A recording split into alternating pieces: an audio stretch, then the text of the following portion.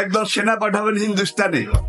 তারা এসে হিন্দুস্তানের শাসকদেরকে তাদের কোমরে এবং হাতে লোহার শিকল দিয়ে বেঁধে তাদেরকে গৌতা ঈসা আলাইহিস সালামের কোর্টে জেনারেল হেডকোয়ার্টারে হাজির করবে। হিন্দুস্তানের শাসকদেরকে এই হাদিসে বোঝা যায় হিন্দুস্তান অনেক ভাগে ভাগ হবে, অনেকজন শাসক হবে।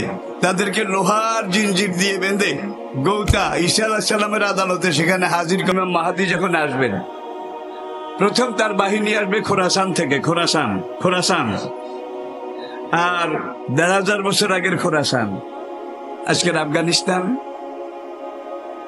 আজকের পাকিস্তান, উত্তর পশ্চিম সীমান্ত প্রদেশ পুরোটা আজকের আফগানিস্তানের সাথে লাগোয়া উজবেকিস্তান, কাজাকিস্তান, তুর্কমেনিস্তান, ইরানের একটা বিরাট অংশ পর্যন্ত তখন খোরাসান ছিল। খোরাসান আরেকটা আছে ইমাম মাহাদি আসার আগে গজওয়ায়ে হিন্দ হবে। গজওয়ায়ে হিন্দ ইমাম মাহাদি যখন এইভাবে যখন দাওয়া কাজ শুরু করবেন, পুরা দুনিয়া মুসলমানদের পদতলে চলে আসবে যে কোনো সময়। কিন্তু শুনবেন যে ইমাম মাহাদি এসে গেছেন, তার অব্যবহিত পরেই দাজ্জাল আসবে।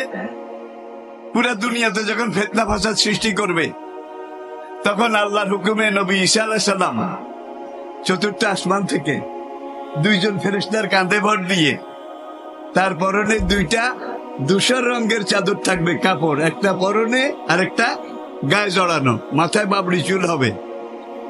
সিরিয়ার পূর্ব দিকে সাদা গম্বুজের উপরে তিনি অবতরণ করবেন। ওই আকুল সোল্লাতন সেখানে নেমে বলবেন সিঁড়ি আনো মসজিদের গম্বুজের উপর থেকে। এইবার চতুর্থ আসমান থেকে মসজিদের গম্বুজে নামছে, সিঁড়ি লাগে নাই। এবার মসজিদের গম্বুজের উপরে শেষ রাতে ফজরের সময় চিল্লায় সিঁড়ি আনো। সকল মুফাসসির এই ব্যাপারে একমত। চতুর্থ আসমান থেকে মসজিদের গম্বুজ পর্যন্ত এই নামার দায়িত্ব কার ছিল? আল্লাহর কোনো আসবাব লাগে না, উপকরণ লাগে না। আর যখন মসজিদের গম্বুজে নামিয়ে আল্লাহর দায়িত্ব শেষ, এখন দুনিয়ার দায়িত্ব শুরু হয়েছে। আর দুনিয়া দাঁড়া একটু সাবিন ও মেহানিন। এবার সিঁড়ির দরকার এসে তিনি নেমে আসবেন, তার চুল থেকে পানি পড়বে, দাড়িগুলা ভিজা থাকবে, তিনি মসজিদে এসে ঢুকবেন। এমন সময় মসজিদে, জায়গাটার নাম গৌতা সিরিয়ার পূর্ব দিকে এখন লাগোয়া, এখানে ইমাম মাহাদি এবং ঈসা আলাইহিস সালামের স্টেশন হেডকোয়ার্টার, জেএসকিউ জেনারেল হেডকোয়ার্টার হবে। আরো সিরিয়াস কথা আছে ভাই, যদি বলি তাহলে আপনাদের কারো আবার একটু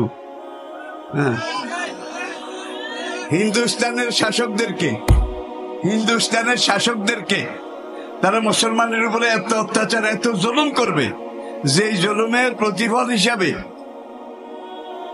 ইমাম মাহাদি আলাইহিস সালাম একদল সেনা পাঠাবেন হিন্দুস্তানে।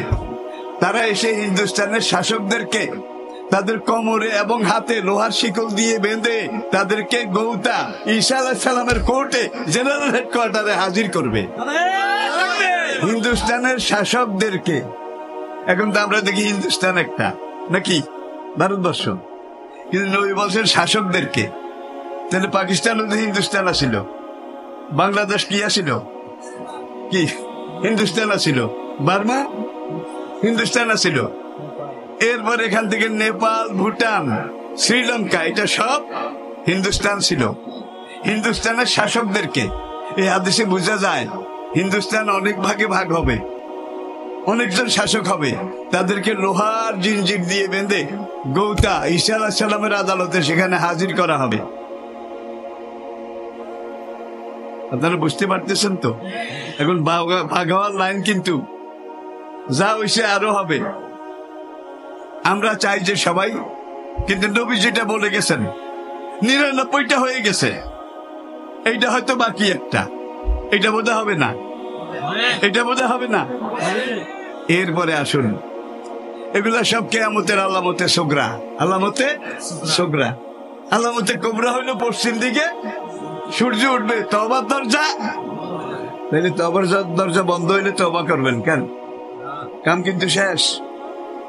নবী বললেন আমার কোনো গুনাহ নাই, তারপরে দৈনিক 70 বার তওবা করি। সাহাবায়ে কেরাম বললেন ইয়া রাসূলুল্লাহ আপনার তো এত তওবা করার দরকার নাই। কাওয়ালাম আকুনা আবদান শাকুরা, আমি কি আল্লাহর শুকরগুজার বান্দা হব না? বেশি বেশি তওবা করব, 5 ওয়াক্ত নামাজ ঠিকমতো আদায় করব। রাজি আছেন? রাজি আছেন? মান তামাসসাকা বিসুন্নতি ইনদা ফাসাদি উম্মতি। যখন এইভাবে পুরো দুনিয়া ফাসাদে ভরে যাবে, আমার উম্মত যখন ফিতনা ফাসাদ পাপ মঙ্গলতাতে জড়িয়ে যাবে, এই সময় আমার একটা সুন্নতকে যারা দাঁতে কামড়ায় ধরবে, মজবুত করে ধরবে, সে এক একজন উম্মতের আমল নামায় আমি আল্লাহ 100 শহীদের সওয়াব লিখে দেব। তুফান ঠাডা বজ্র, এটার মধ্যে বৈশাখ মাসে আম পায়, আধা পাকা আম পড়ে, কিন্তু আম কুড়াবার লোক ডরে, ঠাডার ডরে বাইরে হয় না, তুফানের ডরে বাইরে হয় না। হ্যাঁ, সেফটি ফার্স্ট। কেউ চলে ঘরের কোণে, মায়ের কোলে 2-4টা ছেলে আছে সাহসী, ওরা ব্যাগ নিয়ে দৌড়ে আম গাছটাতে গিয়ে দেখে ডাল ভেঙ্গে পাকা আধা পাকা আম। এখন এই ছেলেগুলার ব্যাগ টুকরি আমে ভর্তি কি সময় লাগবে? কষ্ট লাগবে? তাইলে এখন সেই রহমত এইভাবে আগে যেমন পড়তো এখনো পড়তেছে, কিন্তু সংগ্রহ করার লোক নাই, খুব কম। আপনারা সংগ্রহ করতে রাজি আছেন তো? আপনাদেরকে আল্লাহ 100 শহীদের সওয়াব দেবে এই কঠিন সময়ে। নবী মসজিদে নববী থেকে বের হয়েছেন আসরের সালাতের পরে, কুবা মসজিদের দিকে যাচ্ছেন। যেতে যেতে যেতে জাবালে নূর অতিক্রম করার পরে নবী হঠাৎ করে আওয়াজ করে কান্না শুরু করলেন। পিছন থেকে সাহাবীরা আরজ করলেন, মা ইয়াবকিকা ইয়া রাসূলুল্লাহ, ওগো আল্লাহর রাসূল আপনি এইভাবে চলন্ত পথে কাঁদছেন কেন? নবীজি ছোট্ট করে বললেন, আমি আমার ভাইদের জন্য কাঁদছি। অ্যাটেনশন প্লিজ, আমি আমার ভাইদের জন্য কাঁদছি। সাহাবায়ে কেরাম আরজ করলেন, ইয়া রাসূলুল্লাহ আমরা কি আপনার ভাই নই? নবী বললেন, না তোমরা আমার ভাই নও, তোমরা আমার সাহাবী, তোমরা আমার। পিছন থেকে সাহাবীরা বললেন, তাইলে আপনার ভাই কারা? আমার ভাই তারা যারা আমার পরে আসবে, যারা আমাকে দেখে নাই, যারা কিয়ামতের আগে আসবে, তারা আমার ভাই, আমি তাদের জন্য কাঁদছি। তারা যদি ইসলামের পক্ষে কাজ করে জিহাদ করে শহীদ হয়, তাদের জন্য 100 শহীদের সওয়াব। পাইতে রাজি আছেন? নিতে রাজি আছেন? আমি আমার নিজের একটা কথাও বলিনি, এত সময় কথা বলি না, কিন্তু আপনাদের নিয়তটা বোধহয় খালেস। বুড়া মানুষ, কথা বলতে খুব কষ্ট হয়, ঠিক কিনা বলেন? এরপরে নবী বলেন, আমি আমার ভাইদের জন্য কাঁদছি। কারা? আবু জাহেল আমাকে দেখছে, উতবা, ওলীদ, রবিয়া, মাগিরা আমাকে দেখছে, ঈমান নসিব হয় নাই। আমি দুনিয়া থেকে চলে যাওয়ার 1000-1500 বছর পরে যারা আসবে, আমাকে না দেখে আমার উপরে ঈমান আনবে, আমার দ্বীনের জন্য জীবন দেবে, তারা আমার ভাই।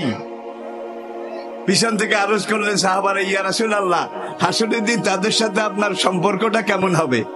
নবী বললেন, সাফায়াতের নজর তোমাদের দিকে যদি একবার দেই, তাদের দিকে 10 বার তাকাবো আমি, তোমাদের দিকে একবার, তাদের দিকে 10 বার তাকাবো।